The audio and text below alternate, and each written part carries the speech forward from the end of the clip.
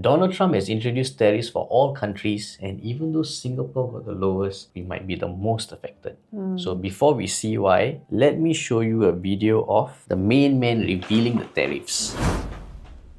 China, first row. China, 67%. That's tariffs charged to the USA, including currency manipulation and trade barriers. So 67%, I think you can, for the most part, see it. Those with good eyes, with bad eyes. We didn't want to bring, it's very windy out here. We didn't want to bring out the big charts because it had no chance of standing. Fortunately, we came armed with a little smaller chart. So it's 67%, so we're going to be charging a discounted reciprocal tariff of 34%. I think, in other words, they charge us, we charge them less. So how can anybody be upset? They will be, because we never charge anybody anything. But now we're going to charge. European Union, they're very tough, very, very tough traders. You think of European Union, very friendly. They rip us off. It's so sad to see. It's so pathetic. 39%, we're going to charge them 20%, so we're charging them essentially half. Vietnam, great negotiators, great people. They like me, I like them. The problem is they charge us 90%. We're going to charge them 46% tariff. Okay, so a bit of comedy show, not bad. He knows how to reveal it with a bit of humor. But did you catch the first part, right? Where he said China, 67%, that's tariffs. So high. So high, right? That's not even close to the actual tariff that China imposes on US. Then how much is Lesser or more? amount? That's way above. So I'm going to show you guys how Trump and his administration actually formulated the tariffs. Let's look at the formula. Okay. Because Vietnam one is crazy, no? Crazy, 90%, 90 plus right? It's not even close to that. Okay, on the right here, you see this symbol is basically the effective tariff rate lah. On the left, you'll see a lot of symbols. The numerator you have, this is the total export from the US minus the total imports into the US. In the denominator, we have, this is what is the sensitivity of the customers towards a price hike. Okay, the middle one, this is what is the likelihood of the price being raised, price hike. And then the last one is the total imports to the US. So they have given assumptions for the values. The first one over here, they take it as 4. So the sensitivity is taken as 4. And then the likelihood of the price being raised is 0.25. So 4 times 0.25 is actually 1, which means it's just the total US imports below. So what the formula will eventually become is the effective tariff rate is actually the total US exports minus the total US imports divided by the total imports. Trade deficit or trade surplus divided by total US imports. So it's a very, very different formula compared to what the tariffs are. They are basically looking at, if now I'm taking a lot of goods from you or you are taking a lot of goods from me, that is included into the tariffs for some reason. It does not even make any sense at all. Because like just now you mentioned, Vietnam is 90%, right? Vietnam is only charging them roughly about 15% or lower. That is the actual tariff rate. I think average is about 9+%. But the reason why it's 90% in his calculation is because they are taking a lot of goods from Vietnam. So there is a trade deficit. Wait, so all the economies around the world, right, is calling his calculation bullshit? Basically, when they look at the formula, they realize that it is not tariff. Doesn't make sense. This is not the actual tariff. Because like, wait, I don't know lah, if let's say I Google, right, how much the tariff rate, right, I will get the amount. Yeah. I don't have to, It comes up almost immediately. I don't have to formulate, right? Yeah, actually you don't have to lah. So his formula is based on something else altogether. If they want to play, they're going to play by my rules. If not, I don't need to play. I'm going to show you all a video by our Prime Minister. After Trump came out to reveal the tariffs, right, Lawrence Wong actually came out with this video. This is a snippet of it lah. The likelihood of a full-blown global trade war is growing. The impact of the higher tariffs plus the uncertainty of what other countries may do next will weigh heavily on the global economy. International trade and investments will suffer and global growth will slow. Singapore will take a bigger hit than others because of our heavy reliance on trade. The last time the world experienced something like this was in the 1930s.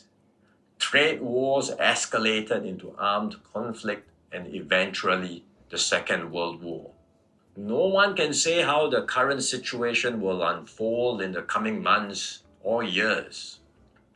But we must be clear-eyed about the dangers that are building up in the world. We will stay vigilant. We will build up our capabilities. We will strengthen our network of partnerships with like-minded countries. We are more ready than many other countries with our reserves, our cohesion, and our resolve.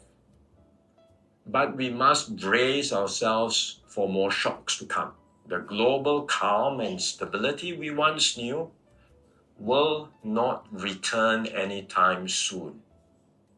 We cannot expect that the rules which protected small states will still hold. I'm sharing this with you so that we can all be mentally prepared, so that we will not be caught off guard. Let us not be lulled into complacency. The risks are real and the stakes are high. The road ahead will be harder. But if we stay resolute and united, Singapore will continue to hold its own in this troubled world. Okay, so partially inspiring but also a bit dark, a bit gloomy. Yeah. Right. And it is a bit surprising because firstly, the lowest tariff that the US is imposing on other countries is 10%. Singapore is 10%. So based on that, what do you all think? Do you think we'll be fine? Because we are heavily reliant on trades, right? So like for our survival and also for us to prosper. Unlike Russia or like China, like this kind of countries, right? They do a lot of tradings like in and out, right? But for them, right, they can self-sustain one. So in their own ecosystem, right, they can still be fine with it, not so bad.